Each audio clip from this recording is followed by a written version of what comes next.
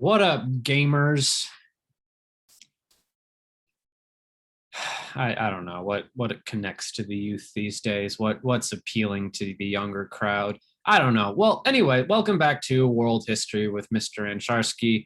Today we're going to cover Chapter 2 of Unit 0. We're going to talk all about ancient China today. This is an important lesson because we're going to set up a lot of big ideas in Chinese history that are going to be very continuous, you could say, thinking about your unit cover page.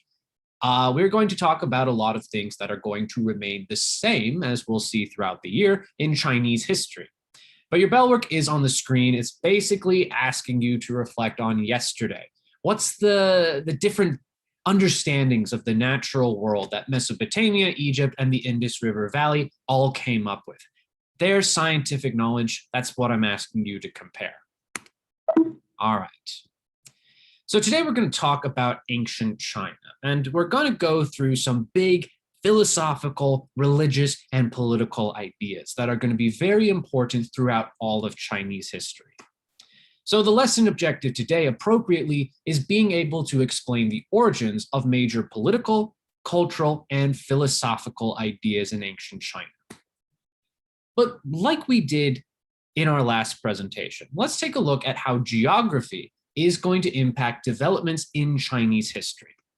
Well, for one thing, much like Mesopotamia, much like Egypt, much like the Indus River Valley, we are also going to see the earliest Chinese civilizations develop along a few river valleys. One of them is the Honghe, which is the Yellow River. That's the English name for it. The other is the Yangtze, which is just below that. So if you can see in the map right here, the Yellow River up here, and then you got the Yangtze down here.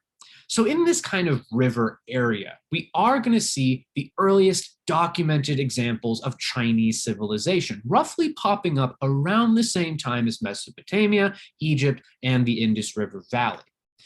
But another thing that's important about Chinese geography, as it will relate to future developments, is that we are going to see this idea of geographic and cultural isolation.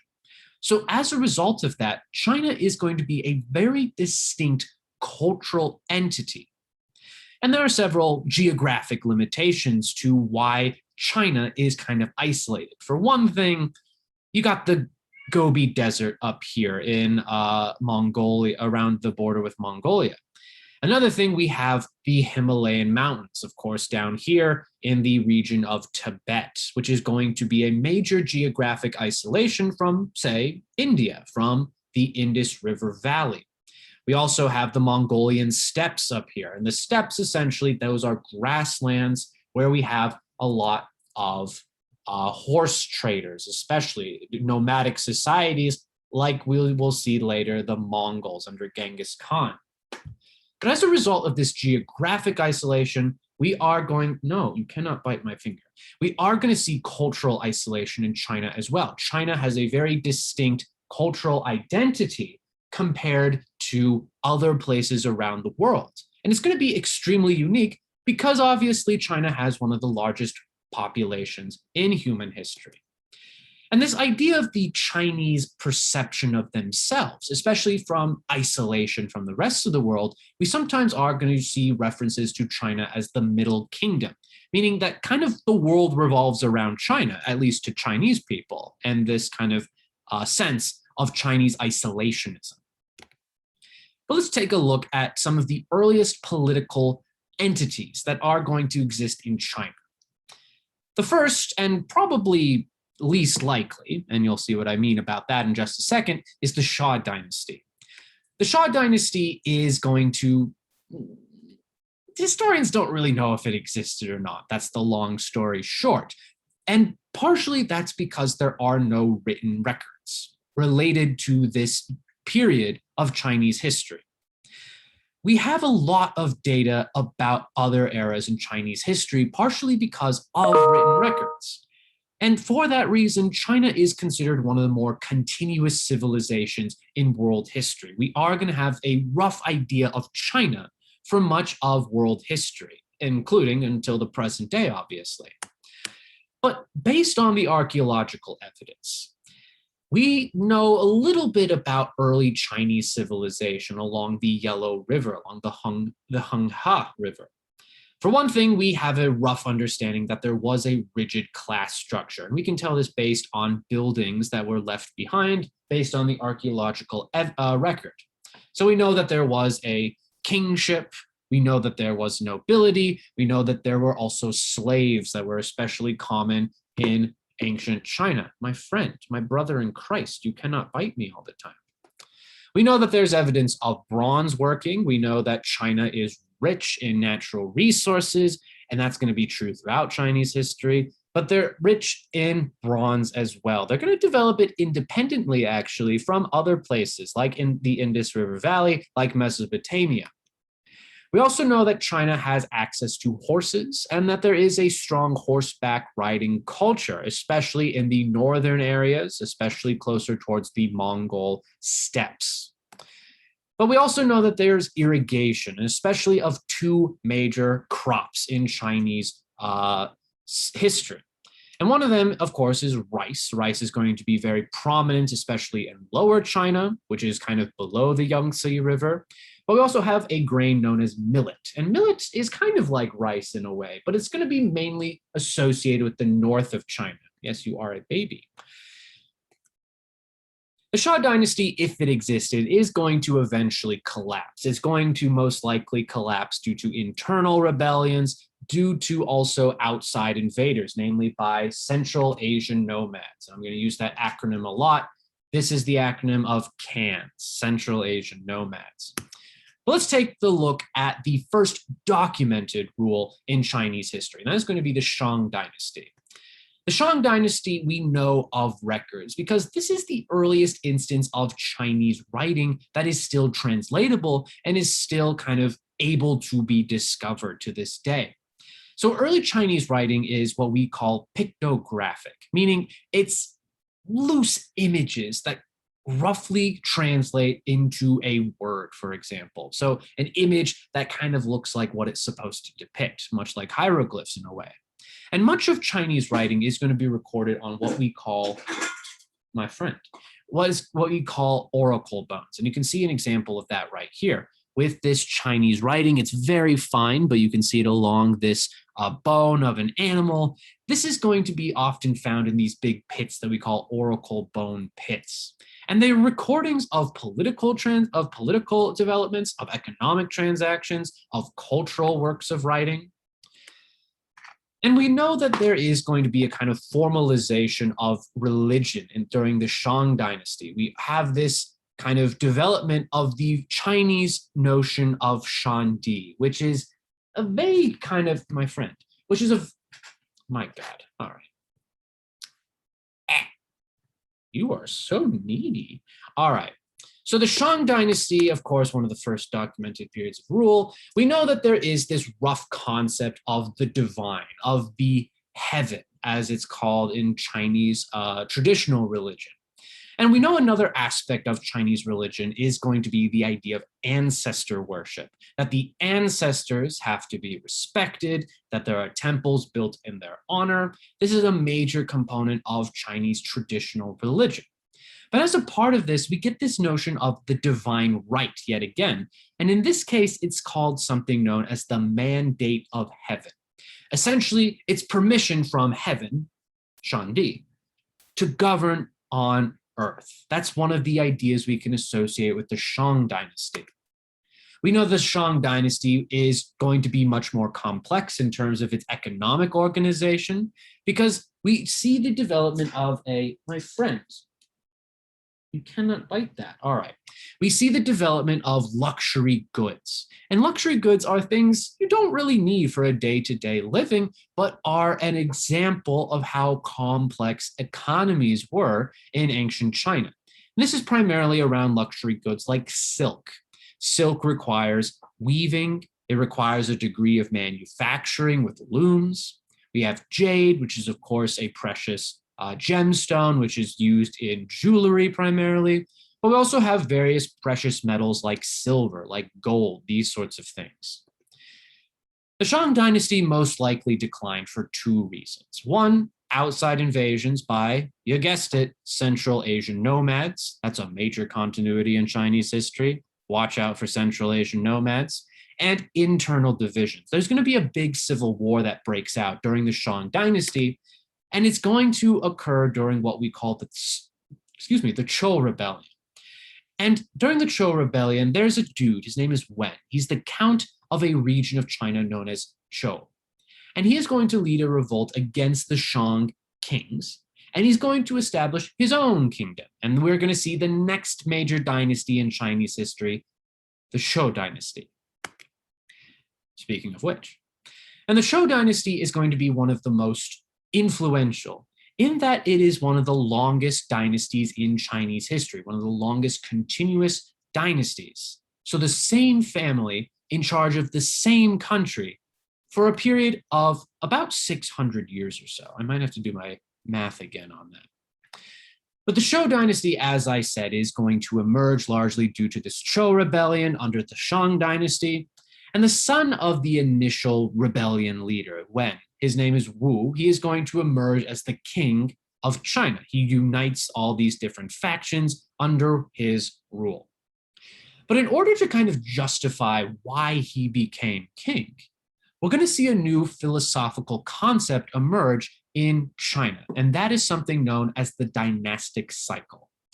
And this is going to be a tool of explaining political rise and fall by Chinese philosophers throughout Chinese history. And essentially, the dynastic cycle is a way to explain why the former dynasty fell and why a new dynasty came into being, which is what I just said. And obviously, as you can imagine, this is a form of propaganda. This is to make the current dynasty look good. So it's going to kind of explain why dynasties rise and fall through the idea of gaining the mandate of heaven, through gaining favor from heaven, from the divine world. And essentially, this is the process right here. You can see in this graph right here. So when you have an old dynasty, or actually, let's start at the beginning. Let's start the new dynasty. When a king comes to power, when a Chinese king comes to power, he, and more often than not, it's going to be a he, as we'll see, is going to restore the peace, going to end civil wars, going to end outside invasions. They are able to protect their citizens, and they're doing stuff for the good of the country as a whole. We're seeing the building of infrastructure. But eventually, as time wears on, we are going to see an increasingly terrible government. Citizens are going to be unhappy, they're overtaxed, they're not protected from outside invaders. There's going to be a decline in the efficiency of government, and there's going to be various abuses by the government against everyday people. And eventually, we're going to see that once this happens to a dynasty, they quote unquote lose the mandate of heaven. And as a result of that, the divine force doesn't favor that dynasty anymore. We're going to start to see bad things happen to the Chinese. And that's going to include things like natural disasters, famines, earthquakes. There will be internal revolts. There will be invaders by normally Central Asian nomads. And eventually, from all this chaos, a new dynasty will emerge, and they're going to start the process all over again. So the idea of having the mandate of heaven is a propaganda tool. It's something that other Chinese dynasties that we'll see throughout our class are going to say that they have, and other dynasties will accuse them of losing. But what does culture and society look like under the Zhou dynasty? Well, let's first look at the idea of class hierarchy. So we have basically a class hierarchy that's divided between elites and commoners. It's a bit more complicated, as we'll see in a second, but the elites are mostly secluded in China's cities, whereas the commoners, the rural people, they're mostly in the countryside, engaging in farming. But the class structure in China is a bit unique because of how a little bit different it is from Egypt, from Mesopotamia.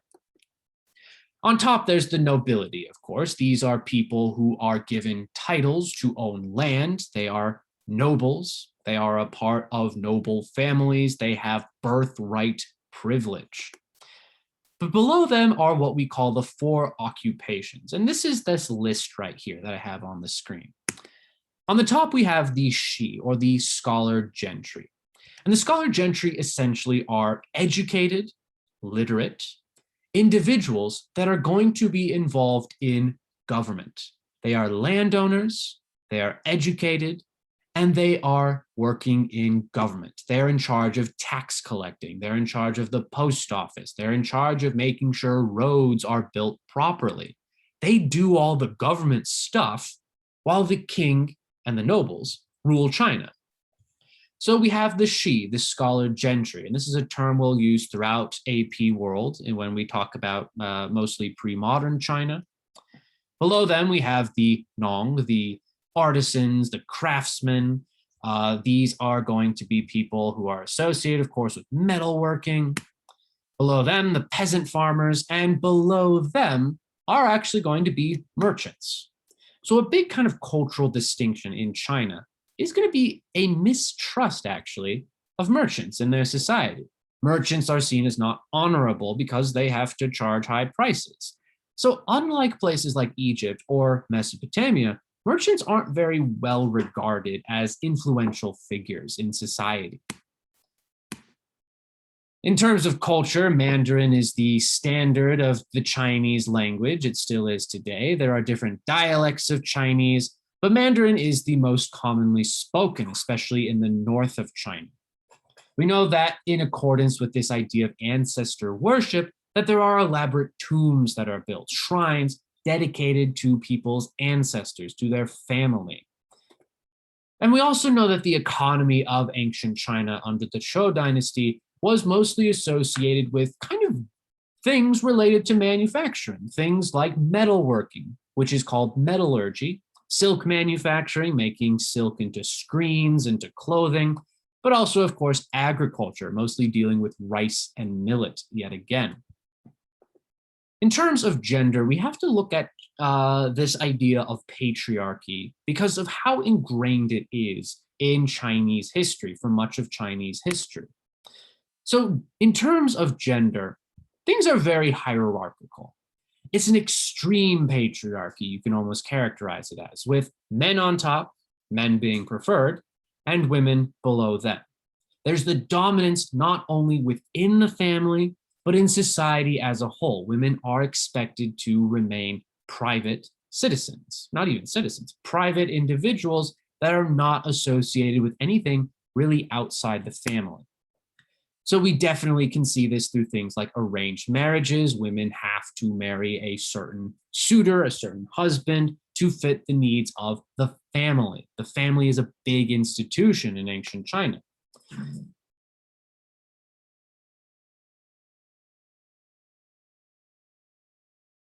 Sorry, I don't know. Harold did something, make a weird noise. All right. So we have also this idea of the sexual dominance of men over women. So even though women are supposed to be chaste, they're supposed to be celibate, they're not supposed to have affairs with anybody other than their husband. Hey, stop that. I really need to close the door next time.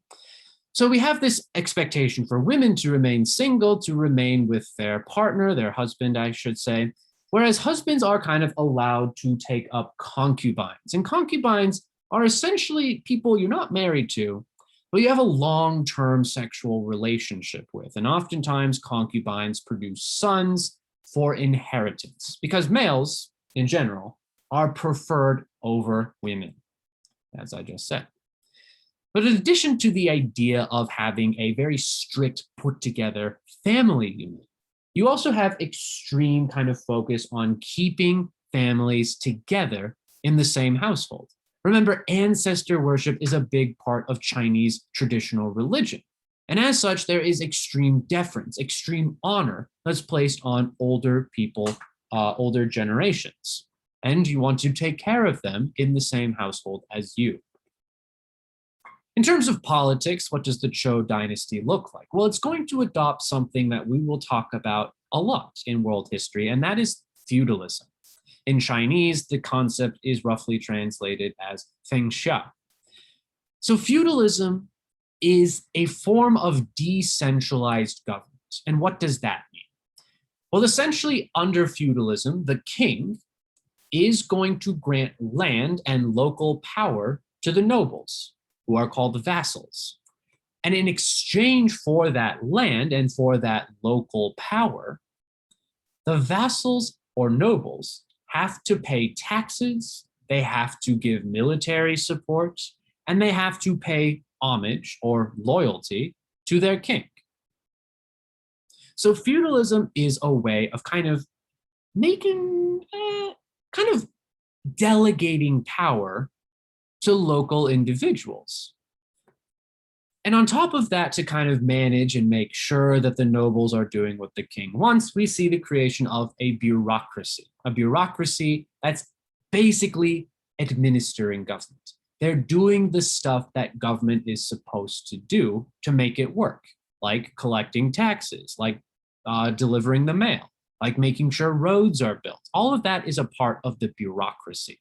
And people in charge of that, of course, bureaucrats. However, feudalism is going to lead to a lot of conflict, internal conflict within the Zhou dynasty, mostly because the king is giving a lot of military and political power to local nobles.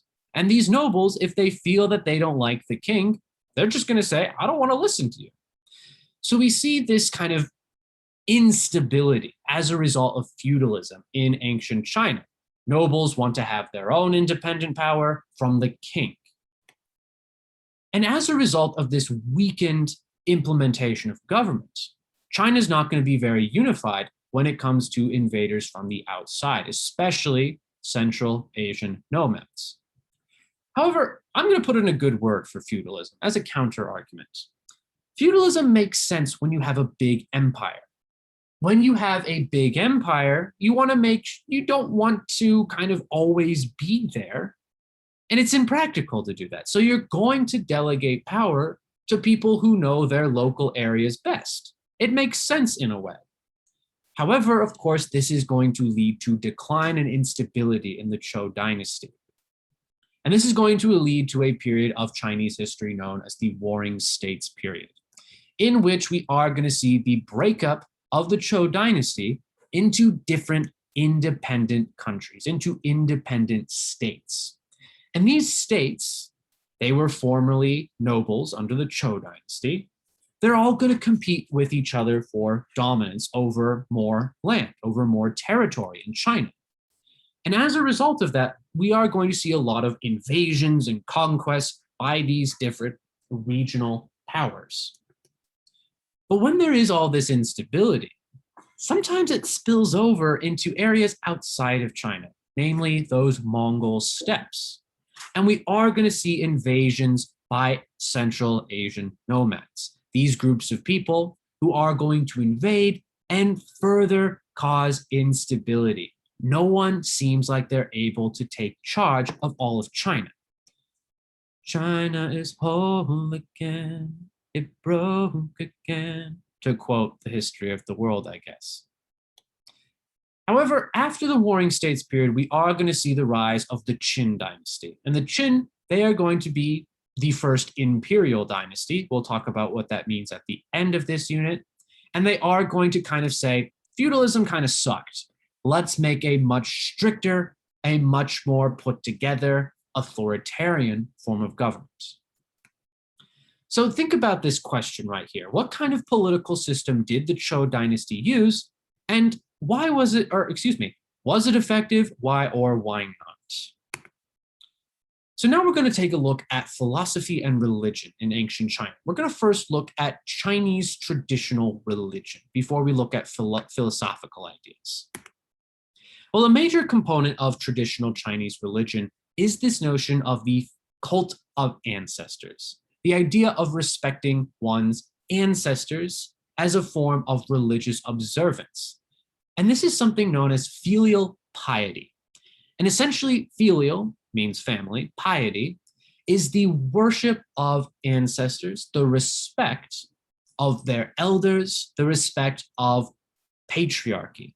So grandparents, especially revered, grandpas, grandfathers, especially revered by this traditional Chinese religion. And of course, as I mentioned earlier, we have this broad concept of heaven being the kind of main spiritual force in traditional Chinese religion.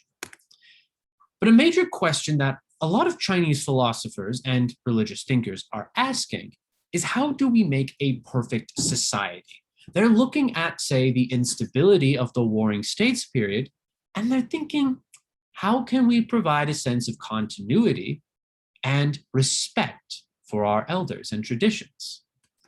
So we're going to see three distinct philosophies emerge that have to do with this idea of how do we achieve and make a perfect society. And one of them, and the most influential, is Confucianism, founded by the legendary figure Confucius. Confucius was a part of this scholar gentry. He is an educated philosopher. He's thrown out of work at one point, and he's going to look around at all of this political chaos and say, we need a system to bring about stability. Things were fine before the Warring States period. We need to return to tradition, you could say. So Confucianism is going to teach a few things, and it's mostly going to be recorded in Confucius's major work, the Analects.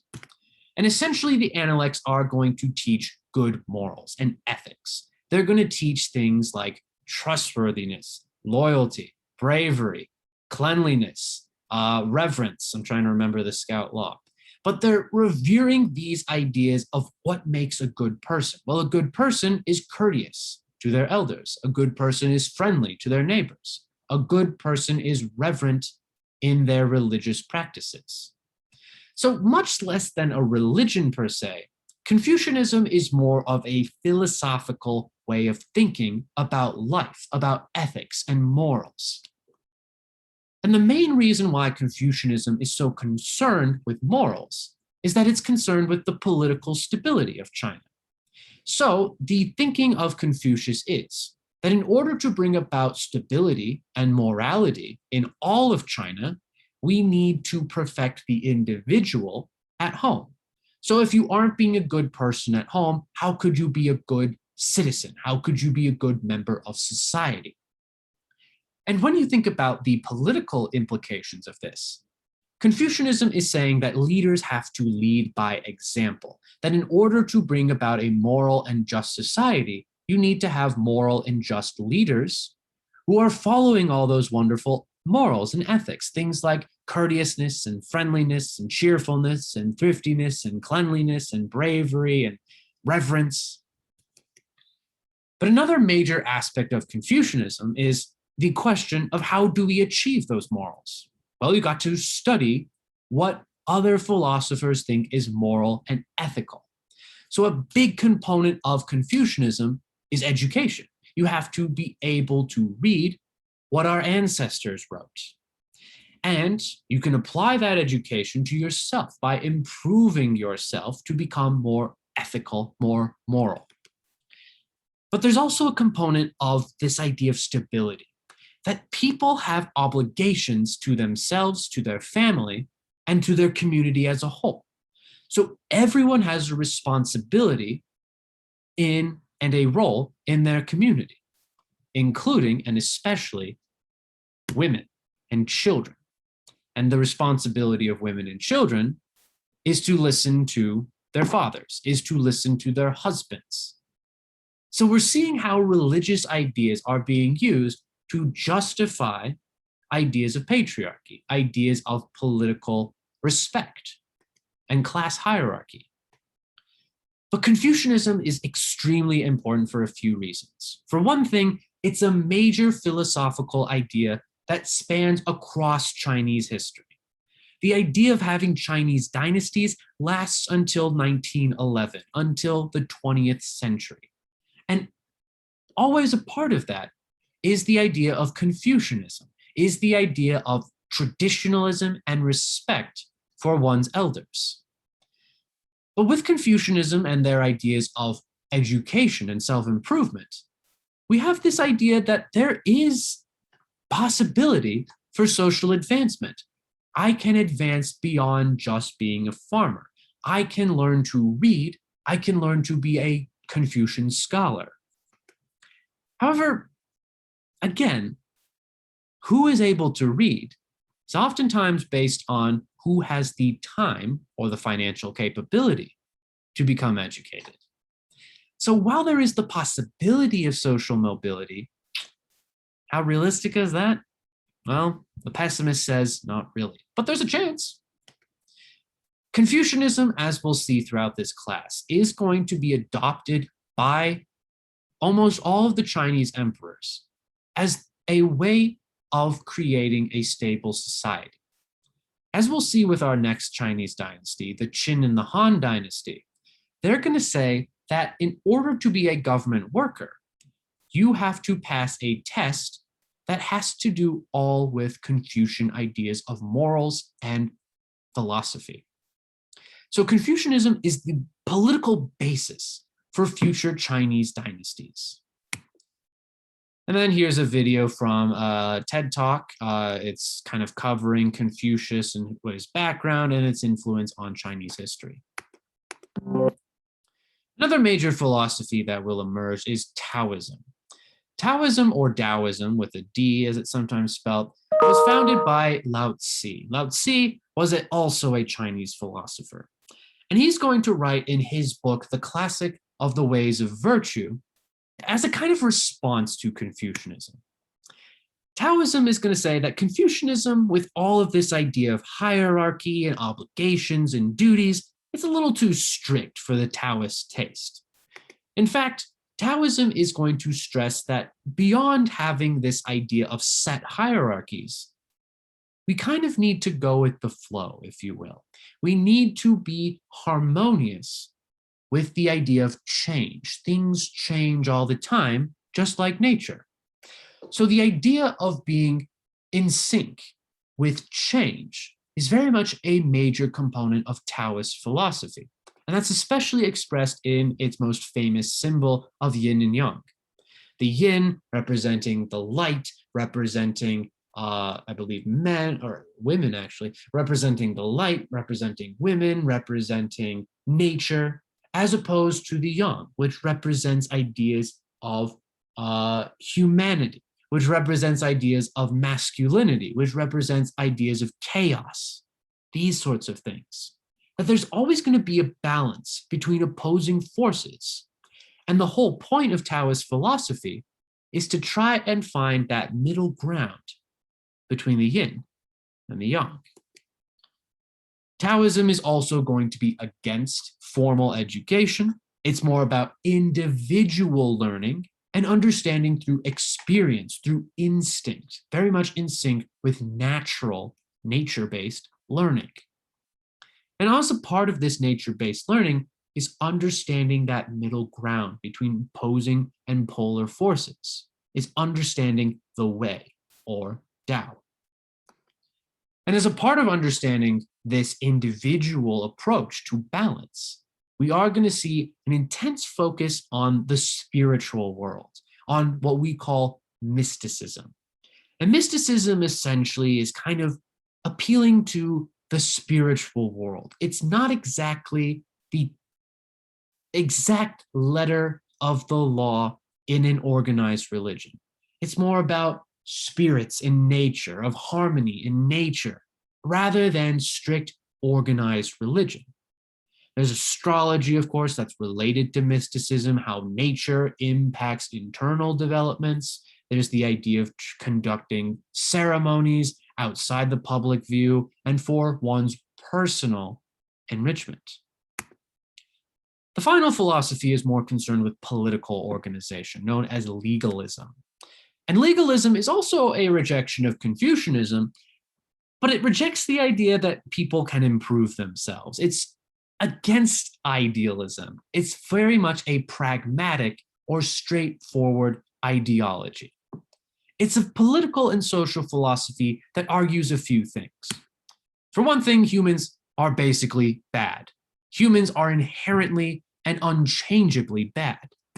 And as such, we need to control that innate badness of human beings through strong government. And the ruler of this government has to have absolute power, has to direct his people, and more often than not, it's going to be a he, his people towards the right way. And of course, the ruler might be flawed, but they're kind of controlled by tradition as well. What made a good example in the past? Well, let's do that today. But we have to adjust based on current circumstances. And another aspect of legalism is kind of the denying of individualism. So that's a major opposition to Taoism, if you will. It's the idea that people have to give up a little liberty to gain a little security. Oh, a little Ben Franklin quote there. Oh, I think I'm very fancy. Anyway, so the idea of kind of submitting to the rule of law, submitting to an authoritarian figure. And then just one more point about legalism. As you can imagine, this is not very popular among everyday people, among commoners who are expected to rigorously obey the law. However, it is going to be very popular when we have more centralized, organized government that will emerge during the Qin dynasty and during the Han dynasty after. So legalism, while not very popular, is going to be a major political form of thought throughout Chinese history. So you should be able to kind of answer these questions here. And of course, that's what you're answering in the unit worksheet. How did early Chinese rulers use religion and philosophy to justify their rule? And then how did religion, or how does religion, reinforce already existing class or gender hierarchies? So that's it for today. That was a fun presentation about a major topic, a major country that we will study throughout this course. Well, that's it. I'm just going to leave now, I guess. Yeah. Like and subscribe. Tell your friends. Comment down below. What is your favorite color? Fruit. What is your favorite color fruit? Actually, it doesn't make any sense. What's your favorite type of apple? That's the new question. Drop that down below in the comments. All right. See you guys. Bye. Bye.